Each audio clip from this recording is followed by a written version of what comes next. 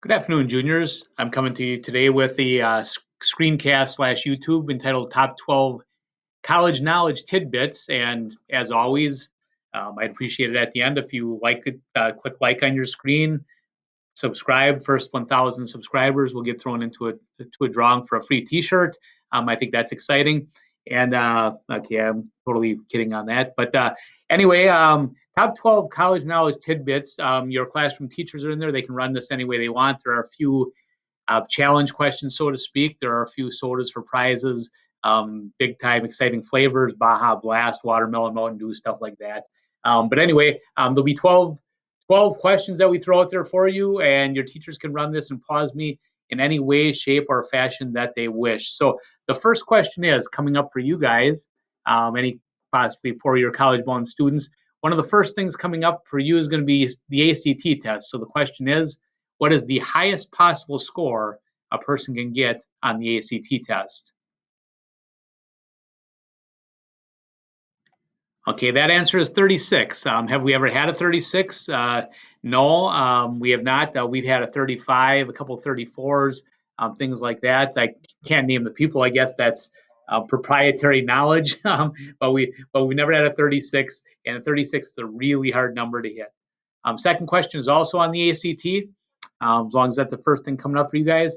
What is the average score of an incoming freshman at UW Whitewater? And we picked UW Whitewater because that's essentially the middle school in Wisconsin as far as criteria to get in, high school records, things like that. Middle school at Whitewater, the middle score at Whitewater, the median score of the ACT is.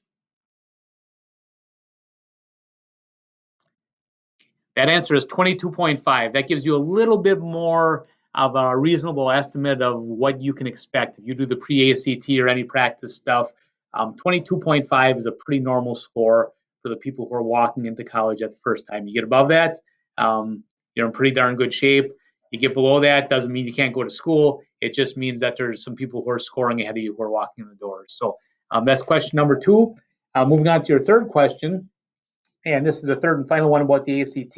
You may have heard the words test optional with regards to the ACT. It hasn't come up with your class yet, but the words test optional for the current seniors and the grade before them, because of COVID, a lot of people made things test optional. Does that mean that the ACT score does not matter at all? Your choices are mostly true and mostly false. Does test optional mean that ACT scores don't matter at all?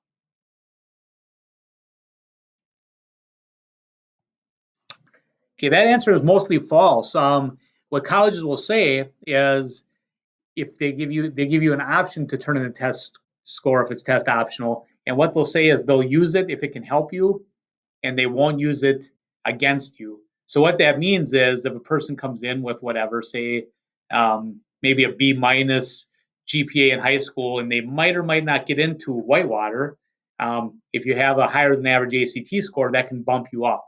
So the ACT can bump you up. The other things the ACT can do is schools still do use it. A number of schools still use it for their scholarship awards, and that's important. I know a couple years ago, Grant Geiger argued with me, how can they do that? Well, the truth is, anyone who's giving money can do whatever they want.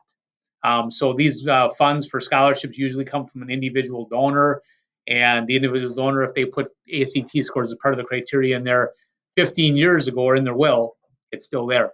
So ACT scores still can matter with scholarships, and they can help bump you up, but they don't hurt you if you hear the words test optional. You may not hear that. That's not out for your class yet, but prior grades have heard test optional. Right now, just assume that ACT matters for everybody.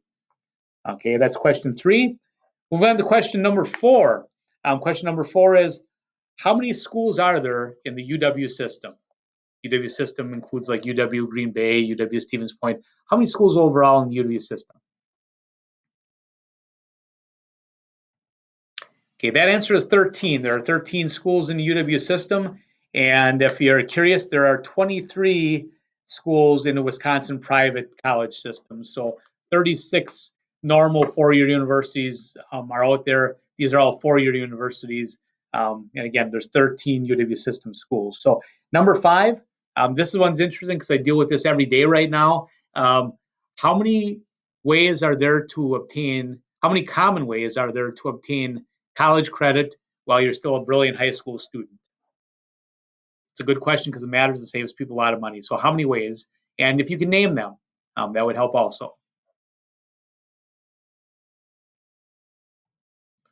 Okay, I've got 4 ways that people can generally get college credits in high school.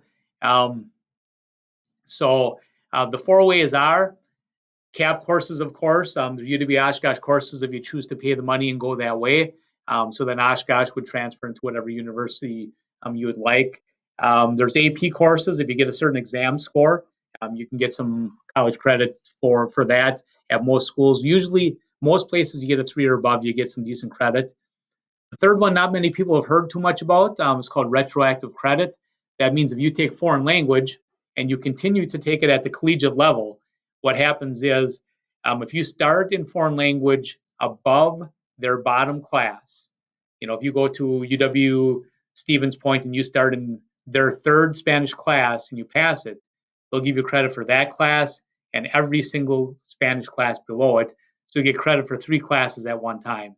And the last one, which is kind of running off the bottom of my screen, it's a double transfer agreement from Fox Valley Tech courses. Specifically to you guys, the ones that'll matter the most are marketing and Chem 2.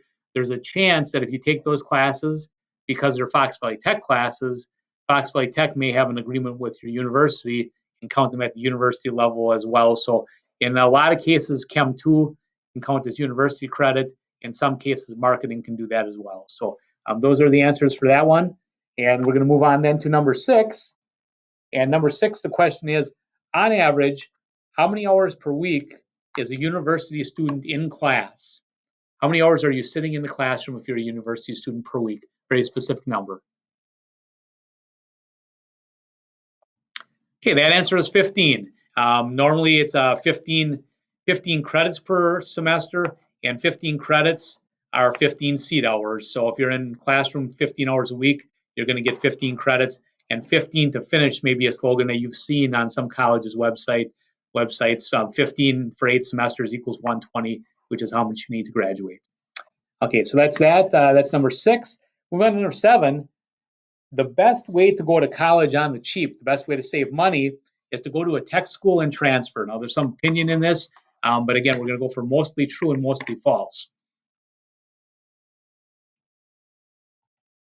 All right, my very strong opinion on this is it's mostly false. The tech school people would get mad at me saying this, but some people say, well, I'm going to save money and just go to the tech and transfer. Yeah, it works okay in some very specific cases.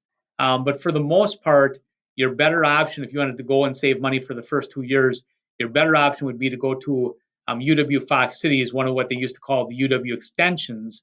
Go there and transfer. The credits transfer a little bit better. And if you happen to live in Calumet County, it's going to be about $1,000 cheaper. I know people think tech school is cheaper. Actually, UW Fox Cities will be cheaper than Fox Valley Tech because of something called the Baker Scholarship, which we may mention a little bit later. So I would say UW Fox Cities, they're built to transfer. That's the reason for their existence. Fox Valley Tech is built to get degrees and get into the workforce. So I would choose UW Fox Cities over Fox Valley Tech in that scenario. So, okay, that's number 7. We're going to move on to number 8. What is the middle GPA, high school GPA of a student entering UW Stevens Point? And again, Stevens Point is about in the middle of that, so we're going to ask that question. Middle high school GPA of people who get into UW Stevens Point. Okay, that number is 3.41 GPA. If you have a 3.41, you are the middle student coming in at Stevens Point. Obviously, they're going to have some really high ones that are around 4.0. That means they're also going to take in a few people who are around 2.8 to balance that out. So that's number 8. Moving on to number 9 on our questionnaire docket. The 3 easiest schools to get into in the UW system. We know the hardest ones, the most challenging, are Madison, La Crosse, and Eau Claire. What are the 3 easiest schools in the UW system? If you get 2 out of 3, you're doing pretty well on this one. The 3 easiest schools to get into in UW system are UW Superior, UW Parkside, and UW Milwaukee, right now in that order. That's just from data that I've gleaned on student scores and things to get in. So those are the three easiest. Again, the most challenging is Madison. Second most challenging is La Crosse. Third most challenging to get in would be Eau Claire. Okay, now we're going to move on to number 10. We're getting through this pretty well. When does the UW system start taking applications? And people say, you keep talking about UW system. What if I don't want to go there? That's fine. That's fine. The other colleges will be pretty darn close. But when does the UW system start taking applications? That answer is August 1st. A little bit awkward because school is not in session. There are no counselors or no teachers to walk down the hall and get a recommendation from if you need one. But application windows actually start as early as August 1st. UW system did that because the private schools were trying to steal students by jumping with earlier applications. So there are some private schools in Wisconsin that it might be June 1st or even July 1st. So UW system felt they had to move it up into the summer to kind of compete with that. Okay, and the second last one, number 11 on the docket. What are the two main criteria? We're getting to a couple of scholarship questions. The two big scholarships at Brilliant are the Baker and Peters Scholarship. The most recipients, the most money that gets forked out. What are the two main criteria for the Baker Scholarship?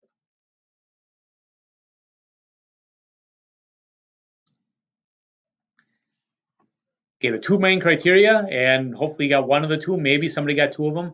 You have to live in Calumet County for your entire high school career. A bummer for some of us. We got a place in Kaukauna, so a bummer on that because that's some pretty good money. And you have to attend a UW system university. The school has to say UW on the front end of it for you to qualify for that. And the last and final question, also a scholarship question. What is the GPA required to qualify for the Peters Scholarship? Peters is a nice one. Students can theoretically get up to $8,000 if they get bonuses, maybe up to $15,000 for the Peters Scholarship in their four-year career. What is the high school GPA needed to opt into that?